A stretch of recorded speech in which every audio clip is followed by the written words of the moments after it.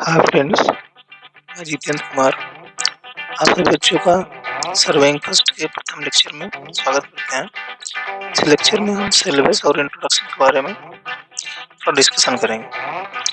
तो अगर हम सिलेबस की बात करें, सर्वेइंग फर्स्ट देखिए, सबसे पहले आप इंट्रोडक्शन देखेंगे, सर्वेइंग होता क्या है, इसकी आवश्यकता क्या है, इसका यूज क्या है। फिर इसके बाद आप देखेंगे इसमें चैन सर्वेइंग क्या होता है, कंपास सर्वेइंग है, फिर लेवलिंग है और फिर प्लेन टेबल सर्वेइंग। इस तरह से हमें कुल मिलाकर 5 चैप्टर कवर करने हैं। तो सबसे पहले बात करते हैं इंट्रोडक्शन की। इंट्रोडक्शन के अंतर्गत आपको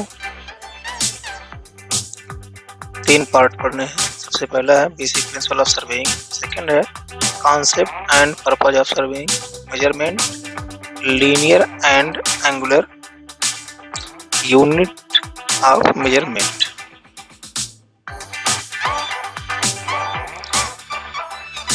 तीसरा आप देखेंगे instrument use for taking the measurements,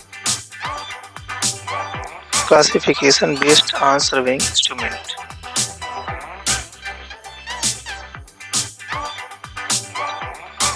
तो सबसे पहले बात करते हैं हम बेसिक प्रिंसिपल की।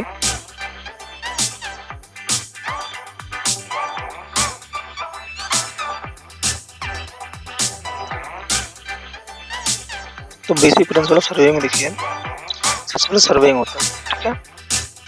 तो सर्वेइंग देखिए किसी बिंदु का पृथ्वी सतह या जल सतह या अंतरिक्ष, ठीक, अन्य ज्ञात बिंदुओं के सापेक्ष उसकी स्थिति का क्षैतिज ऊर्ध्वाधर व कोणों द्वारा निर्धारण तथा उसे प्रशुद्धता पूर्वक नक्शे पर आलेखित करना या अंकन करना ही सर्वेक्षण कहलाता है। इसका मतलब क्या हुआ, जैसे मान लीजिए यहाँ पर कोई एक बिंदु और यहाँ पर मान लीजिए कोई वृक्ष है और यहाँ पे कोई कुआं है। तो अब क्या है कि अगर आपको एक नक्शा बनाना पड़े, उस नक्शे पर इस बिंदु को अंकित करना पड़े कि भविष्य में इस बिंदु को फिर खोजा जा सके, तो इसके लिए क्या करेंगे, इसके लिए देखिए आप यहाँ से इसकी डिस्टेंस मतलब कुछ मीटर में ये होगा और कुछ मीटर में ये होगा। तो अगर इस तरह से आप क्या करेंगे, अपने जो नक्शा बनाया, जो कागज पे अपने ये लिखित किया, ये डिस्टेंस मतलब कि आप इसको हम D1 से डिनोट कर दें अगर,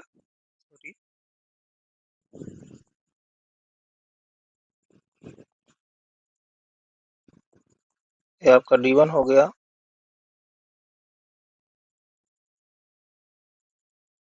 और ये आपका D2 हो गया। अब क्या है कि इस जैसे ही आपका नक्शा बन गया, इसको आपने इसकी स्केल पे जो है प्लॉट कर दिया। अब भविष्य में जब भी आपको इस बिंदु की आवश्यकता पड़ेगी, खोजना होगा, ये वृक्ष है, वृक्ष मान लीजिए कटेगा नहीं, अगर यहाँ पे हमेशा फिक्स है तो फिक्स आप क्या करेंगे, यहाँ डिस्टेंस उसको नाप लेंगे, यहाँ से D1 डिस्टेंस पे और यहाँ से D2 डिस्टेंस पे। कोई कुआं था, ठीक, यहाँ से आप D2 नाप लेंगे, ये दोनों बिंदु जहाँ आप काटेंगे वहीं पर ये बिंदु मेरा होगा, ठीक ना। इसका मतलब ये होगा, मतलब इस तरह से आप सोचिए, किसी बिंदु का पृथ्वी सतह मतलब कहीं भी किसी ज्ञात बिंदु के सापेक्ष, ठीक ना। तो ज्ञात बिंदु मिनिमम 2 होने चाहिए, उनके सापेक्ष आप स्थिति का निर्धारण करेंगे। आगे चलते हैं, अब बात करते हैं हम सिद्धांत की। तो इसके मुख्य सर्वेइंग मुख्य 2 सिद्धांत होते हैं। पहला क्या था, संपूर्ण से खंड की ओर कार्य, ठीक ना, working from whole to part. अब इसका मतलब क्या होगा कि इसका मतलब देखिए, संपूर्ण से खंड पर क्या होता है कि जैसे कोई ये आपका प्लॉट है, हम क्या करेंगे प्लॉट को, सबसे पहले हम चारों तरफ से जो है इसको नापेंगे, ठीक ना।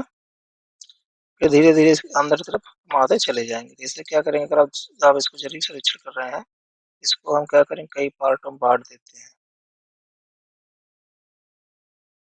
इस तरह से, और फिर इसमें हम त्रिभुज बना देते हैं।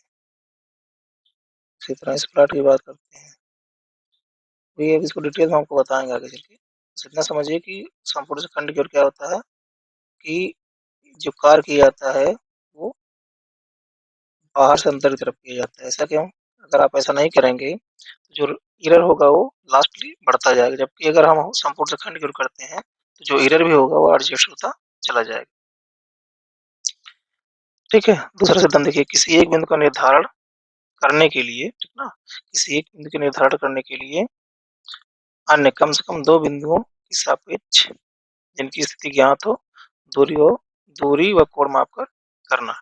इसका मतलब क्या हुआ, अभी जस्ट मैंने आपको बताया था कि जैसे कोई एक बिंदु है, इसके निर्धारण के लिए मिनिमम 2 बिंदु की आवश्यकता पड़ेगी, मिनिमम 2 बिंदु, ठीक है? जैसे यहाँ कोई कुआँ था और यहाँ पर मान लीजिए कोई पोल है, इलेक्ट्रिसिटी पोल। अब क्या करेंगे, दोनों ज्ञात बिंदु है, कुआँ तो ऐसे हटेगा नहीं, ना ही पोल हटेगा। अब क्या करेंगे, यहाँ से इसकी डिस्टेंस नाप देंगे, यहाँ डिस्टेंस नाप देंगे। तो ये हो गया, ये दोनों ज्ञात बिंदु हो गए, ये अज्ञात बिंदु हो गए। इसे अज्ञात बिंदु का निर्धारण के लिए 2 ज्ञात बिंदु के सापेक्ष जो है माप करना। अब दूरी नाप सकते हैं, दूरी से भी हो जाएगा। अब रही बात कोण की, तो कोण अगर आप नाप लेंगे तो एक्यूरेसी बढ़ जाएगी। अब कोण नापने के लिए आप क्या करेंगे, कोण नापने के लिए आप कंपास का यूज कर सकते हैं। तो नॉर्थ डायरेक्शन होता है, ठीक ना? ये नॉर्थ डायरेक्शन, उसके सापेक्ष कोई बिंदु ए है।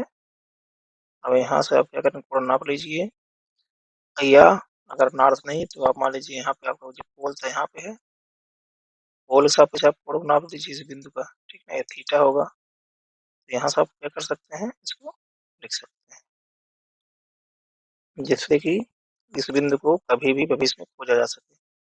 सर्वेइंग को समझने के लिए देखिए होता क्या है कि जैसे कभी-कभी आपसे पड़ोसी से अगर झगड़ा भी हो जाए ज़मीन को लेके, तो आप क्या करते हैं, लेखपाल बुलाते हैं। और लेखपाल क्या करेगा, लेखपाल अगर नक्शा निकालेगा, तो नक्शे पर एक स्केल पर जो है पूरा उसकी प्लॉटिंग की हुई होती है। तो क्या करता है, गुनिया की सहायता से वहाँ उसका एरिया निकालता है, एरिया निकालने के बाद क्या करता है कि आपकी ज़मीन को वो प्लॉट कर से नापता है। इस तरह से झगड़े खत्म होते हैं। वो सब सर्वेइंग का ही अंतर्गत आएगा, सर्वेइंग का ही कार्य होता है। अब पर्पज़ क्या होता है, ये किसी प्रोजेक्ट को एक निर्धारित समय में क्रमबद्ध तरीके से संपन्न करने में, ठीक है?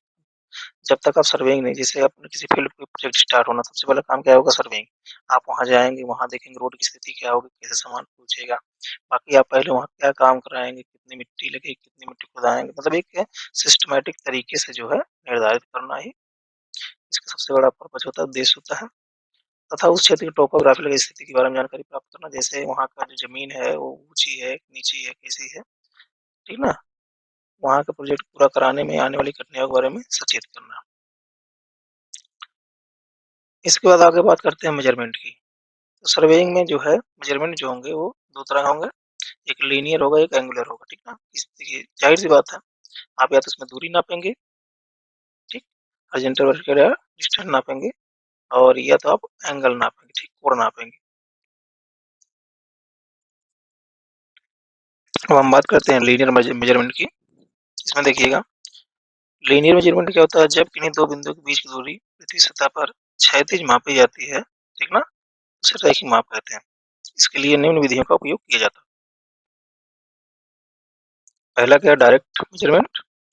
अब डायरेक्ट मेज़रमेंट की बात करें तो चैन की सहायता से, टेप की सहायता से, ठीक ना? जैसे आपको अगर दूरी नापनी है तो आप फीता निकालते हैं, 10 मीटर, 20 मीटर सीधे से नाप लेते हो, डायरेक्ट मेज़रमेंट। सेकंड देखिए, मेज़रमेंट बाय ऑप्टिकल मेज़रमेंट, ठीक है? तो ये टाइकोमीटर सर्वे के अंतर्गत आता है। इसको आगे आप बताएँगे। इसमें स्टेडिया होता है, स्टेडिया रीडिंग लेते हैं, यहाँ पर लोअर स्टेडिया रीडिंग लेते हैं। इसके बाद उसमें डिडक्शन का फार्मूला लगा के हम डिस्टेंस निकाल लेते हैं सीधे-सीधे। उसमें क्या होता है कि नापना नहीं पड़ता। आप एक जगह खड़े हुए इंस्ट्रूमेंट को लेके, अगला पर्सन स्टाफ को लेके, जहाँ तक डिस्टेंस नापना वहाँ खड़ा रहेगा। अब क्या करेंगे, आप स्टेडिया रीडिंग लेके अगर उनके बीच की डिडक्शन करने के बाद फार्मूला लगा के उसके यहाँ से वहाँ तक डिस्टेंस निकाल लें, ठीक ना? तीसरा क्या है, इलेक्ट्रोमैग्नेटिक वेव, ठीक? Radio wave, light wave, infrared wave. अब ये सब जो होता है टोटल, ये सब जो है इंफ्रारेड वगैरह, ये टोटल स्टेशन में वर्क करते हैं। उनकी चाल के अनुसार वही आप दूरी दूरी पर चाल बटे समय से कर मल्टीप्लिकेशन वगैरह निकाला जाता है फार्मूला लगा के, ठीक ना? फिर हम बात करते हैं, जो आपको पढ़ना है इसमें डायरेक्ट मेजरमेंट। डायरेक्ट मेजरमेंट के लिए देखिए, डायरेक्ट मेजरमेंट, ठीक ना? लेने के लिए निम्न विधियों का उपयोग किया जाता है। एक होता है पेसिंग, फिर होता है piezometer, pedometer, odometer, speedometer, chain and tape. अब हम बात करते हैं पेसिंग का, पेसोमीटर का, फिर पेडोमीटर, ओडोमीटर का, स्पीडोमीटर का, चेन एंड टेप का, ठीक है? आप चित्र में देख सकते हैं, इससे कुछ समझ में शायद आपको आ रहा होगा। सबसे पहले बेसिक बात करें, देखिए इस मेथड में 2 पॉइंट, ठीक ना, में मध्य में चले गए कदमों की संख्या ज्ञात कर ली जाती है। जैसे अब क्या करना है कि मान लीजिए आपको किन्हीं 2 बिंदुओं के बीच की डिस्टेंस को नापना है और आप सोचिए किसी को पता ना चले कब नाप रहे हैं। आप क्या करेंगे, अपने कदमों को गिनते हुए जाएँगे यहाँ से वहाँ तक, ठीक ना? अपने स्टेप गिनते जाएँगे। इसके बाद में एक स्टेप निशान लगाएँगे एक पैर का, फिर दूसरे पैर का, कि आपकी एक स्टेप जो है, एक आपका कदम कितने लंबाई का है, ठीक ना? इसके बाद मान लीजिए आपने 10 कदम चला तो 1 कदम की लंबाई गुणा कर देंगे, ये निकल जाएगा डिस्टेंस। फिर बात करते हैं पेसोमीटर, ठीक ना? यह एक इंस्ट्रूमेंट होता है, जो कि घड़ी की तरह होता है, जिसे एक पैर में बाँध दिया जाता है, उस पे चलेगा कदम संख्या अंकित हो जाती है, ठीक ना? जैसे इसको जेब में भी रख सकते हैं, ज़रूरी नहीं पैर में फँसा जाए, जितनी बार आप चलेंगे इसमें क्या होगा, काउंट होता चला जाएगा, स्टेप कितने आप चले हैं, ठीक ना? और फिर क्या करेंगे, एक एक कदम की लंबाई से जो है वो करके निकालेंगे। फिर आते हैं पेडोमीटर, ठीक ना? ये इंस्ट्रूमेंट भी जो है पेसोमीटर की तरह होता है, लेकिन इसमें क्या होता है कि ये सीधे-सीधे आपको डिस्टेंस बताएगी। इसमें क्या करेगा, आप जो है कदम संख्या बताए कितनी बार आप चले हैं, और ये क्या करेगा, इसकी सेटिंग ऐसी होती है कि ये आपके कदमों की संख्या को मल्टीप्लाई करके सीधे-सीधे यहाँ पे डिस्टेंस को दिखा देगा। अब बात करते हैं ओडोमीटर की, तो ओडोमीटर आप लोग सभी लोग बाइक चलाते हैं, तो ओडोमीटर ही लगा होता है, जैसे आप देखते हैं कि उसमें आपको ओडोमीटर कितना चला हुआ है, ठीक ना? तो उसमें क्या होता है कि डिस्टेंस वो जो है आपका जो पहिया घूमता रहता है, वो सेट रहता है इससे, और उस पे रीडिंग आती रहती है। फिर देखिए स्पीडोमीटर, आजकल सभी ऑटोमोबाइल व्हीकल में स्पीडोमीटर यूज़ किया जाता है, इसके ऊपर पहिए द्वारा सीधे चली गई दूरी मेंशन हो जाती है, ठीक ना? अब बात करते हैं एंगुलर मेजरमेंट। जब किसी बिंदु और रेखा का निर्धारण कोणों के द्वारा किया जाता है, उसे कोणीय माप कहते हैं, ठीक है ना? यूनिट ऑफ मेजरमेंट की बात करें, अब यूनिट बात करें कि लीनियर मेजरमेंट और एंगुलर मेजरमेंट। लीनियर मतलब रैखिक माप हमेशा क्या करेंगे, आप एमएम, सेंटीमीटर, मीटर या किलोमीटर में लेंगे, जबकि एंगुलर माप आप क्या करेंगे, एंगल में लेंगे, ठीक ना? अब यहाँ एक बात आती है कि इसको आपको ध्यान रखना है कि 1 डिग्री बराबर 60 मिनट का होता है, और 1 मिनट बराबर 60 सेकंड का होता है, क्योंकि इसका बहुत उपयोग होगा आगे चल के। फिर आप बात करते हैं क्लासिफिकेशन ऑफ सर्वे, ठीक ना? उपकरण के आधार पर जो है सर्वेक्षण का वर्गीकरण। उपकरण के आधार पर बात करें, सबसे पहले आपका होता है चयन सर्वेक्षण, फिर कंपास सर्वेक्षण, फिर लेवलिंग, फिर प्लेन टेबल सर्वेइंग। होते तो और भी हैं इस पे, लेकिन आपको जो आपके सिलेबस में है आपको इतने ही पढ़ना है, ठीक ना? चयन surveying, compass surveying, levelling and plane table सर्वेक्षण। तो नेक्स्ट लेक्चर में जो है हम लोग अब चयन सर्वेक्षण पढ़ेंगे, ठीक है? चयन सर्वेक्षण के बाद वो कंपास, कंपास के बाद लेवलिंग और फिर प्लेन टेबल। चयन मतलब जरीब, अब इसमें क्या-क्या पढ़ेंगे आप, जरीब के बारे में पढ़ेंगे, कितने प्रकार की जरीब होगी, उसमें कड़ी क्या होती है, एक कड़ी की लंबाई कितनी होती है, और इसके साथ-साथ इरर पढ़ेंगे। मान लीजिए कि जो चैन है आपकी उसकी लंबाई कम हो गई है, वो आपको बाद में पता चला है, तो आप कैसे क्या करेंगे, ठीक ना? ये सब चीज़ें आप चैन के बारे में डिटेल्स में अगले लेक्चर में हम पढ़ाएँगे। धन्यवाद, आप लोग पढ़ते रहिए। जो भी डाउट्स वगैरह हो तो आप हमें संपर्क कर सकते हैं व्हाट्सएप पे, अपने जो भी डाउट्स हैं वो भेज सकते हैं, और उसको सॉल्व करने का पूरा प्रयास करेंगे। धन्यवाद।